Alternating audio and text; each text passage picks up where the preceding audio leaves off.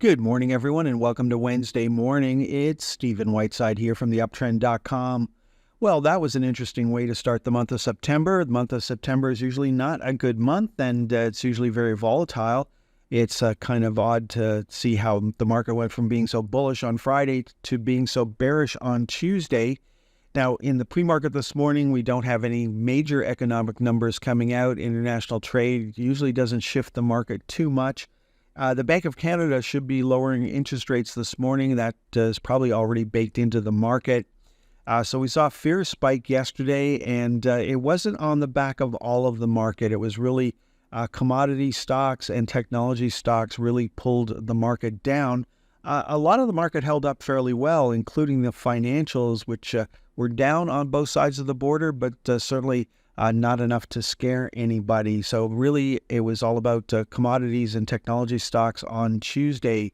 Now, the VIX is back on a buy signal, whether you're looking at the S&P 500, the NASDAQ, or the Russell 2000. So we saw sell signals across the board in those major ETFs yesterday. Looking at the world of currencies, we've seen the U.S. dollar move up over the past couple of days. That, of course, is probably not good for stocks at this particular time. The euro continued to move lower. And we saw the Canadian dollar and its sister currency, the Australian dollar, both come down yesterday.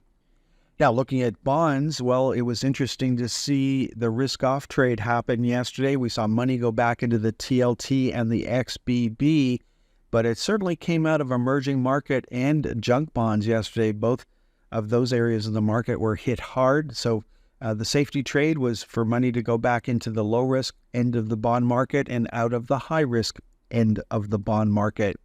Looking at commodity prices, we saw crude oil gap lower yesterday. It's down again in the pre-market this morning, and I think I heard it was hitting a new low for 2024. That, of course, put pressure on gasoline prices, which is good for the consumer. Not good if you were long gasoline, and of course, if you were following our charts, you might be short gasoline at this time. There's natural gas coming back on a buy signal as of Tuesday's close. It is down a penny or so in the pre-market last time I checked. The GLD is sitting right on the edge of a new daily sell signal, so really any lower close today would give us a sell signal for the GLD. Palladium holding up fairly well, platinum continuing to move lower, and silver gapped lower yesterday after ending Friday on a sell signal. Then looking at copper futures contracts back on a sell signal as of Tuesday's close, and that, of course, is not good for the mining sector. Looking at Bitcoin and Ethereum, still on sell signals, no change in trend for either of those. Moving on to the major index ETFs, starting with the iShares for the TSX 60, we're sitting right on the edge of a new daily sell signal. We needed to close below 34.98. We closed at 34.99 yesterday. So if we close a couple of pennies lower today, we will be back on a sell signal. What worked yesterday? Well, the communication services were up, so the phone companies were actually up on the day. Financials were down slightly. All the weakness was really in the mining sector and energy stocks. Those were the big losers yesterday, and then information technology. So if we look at the global gold ETF, no change in trend there. No change in trend for the energy sector, continuing to move lower on Tuesday. Now, the Dow came down to the lower channel line and bounced. We're looking for a close on Wednesday below $408.35. Unfortunately, the SPY is back on a sell signal as of Tuesday's close. So if you still have any position left, you need to get out at the open on Wednesday morning. And hopefully you had lots of opportunities to take money off the table, especially up at 562.50. Now, the equal weighted ETF is still on a buy signal. No change there. Anything technology related rolled over yesterday. So you've got the NASDAQ 100, you've got the equal weighted, and you've got the next generation NASDAQ stocks all coming down hard on Tuesday. We also had the Russell 2000, small caps and micro caps also come down. Now, in the U.S. market, the big loser of the day was the semiconductors, down nearly 7.5%. And the Magnificent Seven stocks were down 3.33%, still on a sell signal, no change there. Moving on to the U.S. most actives, NVIDIA was the big volume leader yesterday, down nearly 10% on the day, so no change in trend there. Intel, on the other hand, ended Friday on a buy signal and then rolled over on Tuesday.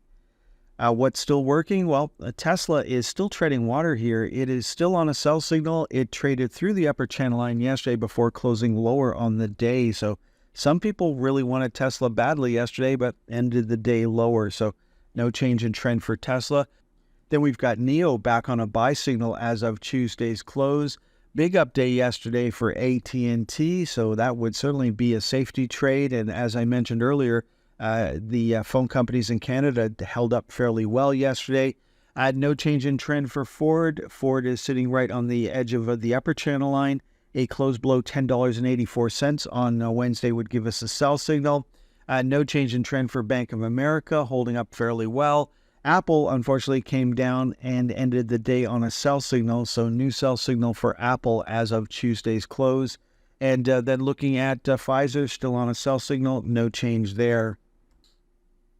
Now, given what happened yesterday, when we go through the TSX Most Actives, it doesn't look that bad. Out of the top 10 stocks, we do have two trend changes from two mid-cap stocks. We still have Suncor on a sell signal, no change there. Canadian Natural Resources gave us a sell signal on Friday, fall through to the downside on Tuesday. We've got Manulife trying to break out above the highs from early July. We still have Great-West Life on a buy signal here, closing higher on the day. That is also true for Enbridge, trying to break out above the highs from early August. Then we've got a new high for TC Energy. So those stocks certainly don't look like they were hit hard on Monday.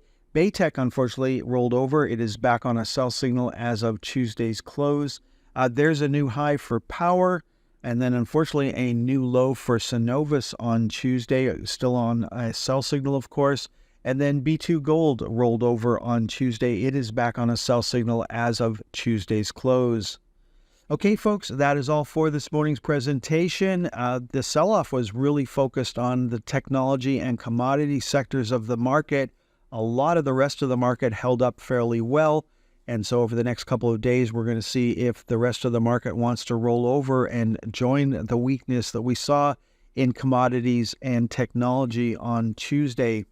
Enjoy the rest of your day. Next time you'll hear my voice is on Thursday morning.